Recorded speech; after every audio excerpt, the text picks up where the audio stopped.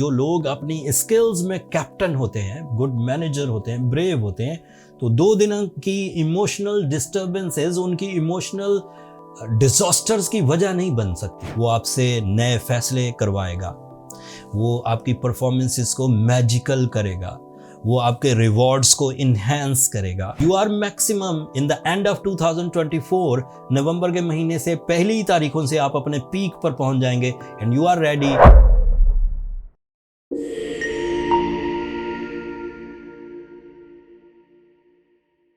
अस्सलाम वालेकुम व्यूअर्स, मैं हारिस अज़मी प्रोफेशनल एस्ट्रोलॉजर आपकी खिदमत में हाजिर हूँ इस हफ्ते की एस्ट्रोलॉजिकल रिसर्चेस के साथ।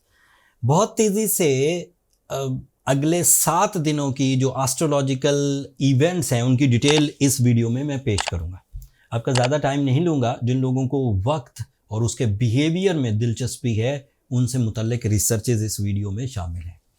1 नवंबर को सूरज और चांद एक ही एंगल पर आ जाएंगे, that is your 4th angle. It is a Scorpio angle in the astrological rules. And ये आपने नोटिस किया होगा, जब सूरज और चांद एक ही एंगल पर हों तो चांद की यकम हो जाती है। जब सूरज और चांद बिल्कुल आमने सामने हों तो चांद की 14वीं होती है। इस वक्त चांद की यकम होगी 1 नवंबर को। चांद और सूरज एक ही एरिया में होंगे। एस्ट्रोलॉजिकल रूल्स के मुताबिक अगर मून इन स्कॉर्पियो हो, so that is not a good situation for the emotional side.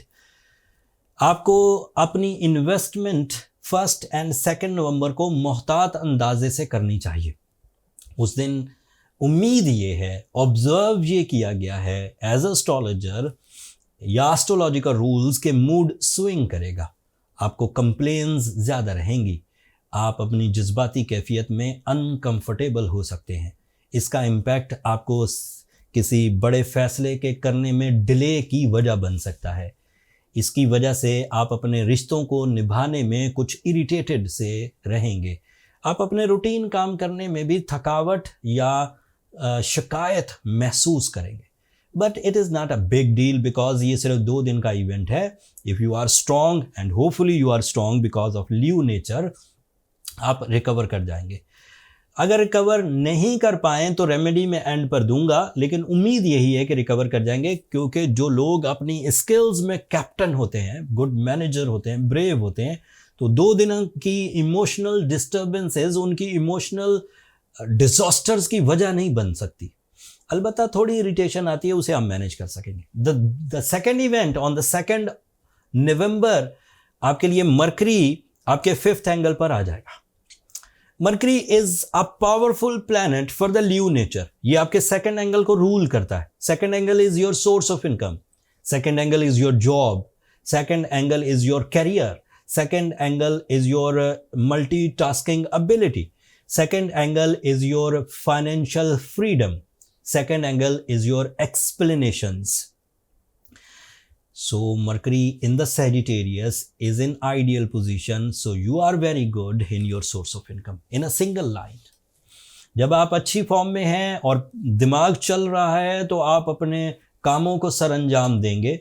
चे जाए कि मून इन स्कॉर्पियो आपको कुछ इरिटेट करे, लेकिन उसके बावजूद मरकरी गालिब रहेगा वेरी नेक्स्ट डे 2 नवंबर को। एंड मरकरी की जो गलबा है वो आपसे नए फैसले करवाएगा, वो आपकी परफॉर्मेंसेस को मैजिकल करेगा, वो आपके रिवॉर्ड्स को इन्हेंस करेगा। उसकी वजह से आप ज़्यादा अच्छी प्रेजेंटेशंस दे पाएंगे, कम्युनिकेशंस कर सकेंगे, प्लानिंग्स कर सकेंगे, ज़्यादा चीज़ों को लर्न कर सकेंगे, ज़्यादा चीज़ों को टीच कर सकेंगे। Mercury is also responsible of your 11th angle. If you are a Leo जिसको रोज़ एक टीम को हैंडल करना है, रोज़ अपने पार्टनर्स को हैंडल करना है, रोज़ अपने एम्प्लॉयज़ को हैंडल करना है, रोज़ अपने बॉसेस को कोई रिपोर्ट देनी है, वो बड़े अच्छे रहने वाले हैं अगले 22 दिनों में। एंड वैसे भी साल का एंड है, इन दिनों तो ज़रूरत पड़ेगी ही पूरे साल की कारकर्दगी को सम अप करने के लिए। एंड बड़े ही अच्छे टाइम पर मरकरी आपके लिए एक पॉजिटिव एंगल पर आ गया है, that is creating some powerful performances in all sectors of your life. You become the centre of attraction Leos, you become more powerful leaders, you become more powerful students and even deal makers, और चीज़ों को ज़्यादा अच्छा communicate, ज़्यादा अच्छा execute करने के लिए आप बहुत अच्छी फॉर्म में। ये दो नए इवेंट्स है, नया चांद और मरकरी की नई पोजीशन। सूरज आपका रूलिंग प्लैनेट ऑलरेडी ही 4th एंगल पर है एंड ये पिलर एंगल कहलाता है। मैं ये पहले ही डिक्लेयर कर चुका हूं कि you are in a very good form by your ruling planet. That is your attraction, that is your nature, that is your maturity, that is your type of some risk taking. So ये सब चीज़ें भी favourable है। Mars आपके 12th angle पर है, ये भी उसका लास्ट डे है, लास्ट वीक है।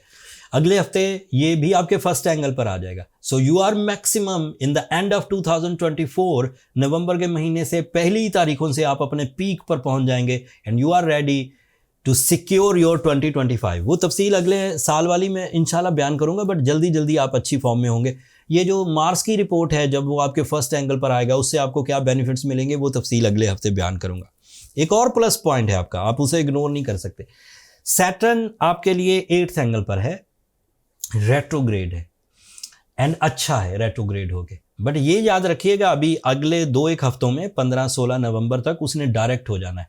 तो अपने वो काम जिनमें कानूनी मामलात आते हों, अपने वो काम जिनमें फैसले लोगों ने करने हों, अथॉरिटीज़ ने करने हों, फोर्सेस ने करने हों, हुकूमतों ने करने हों, उन कामों को 15 नवंबर से पहले पहले तकमील देने की कोशिश करें। उसके बाद आपको फेवर्स मिलना कम हो जाएंगी बाय द अथॉरिटीज़, आपकी अपनी फेवर्स चलती रहेंगी। वो तफसील भी अभी बयान करूंगा जब सैटर्न डायरेक्ट होगा। तो जुपिटर पिछले हफ्तों से रेट्रोग्रेड चल रहा है, that is the only negative point.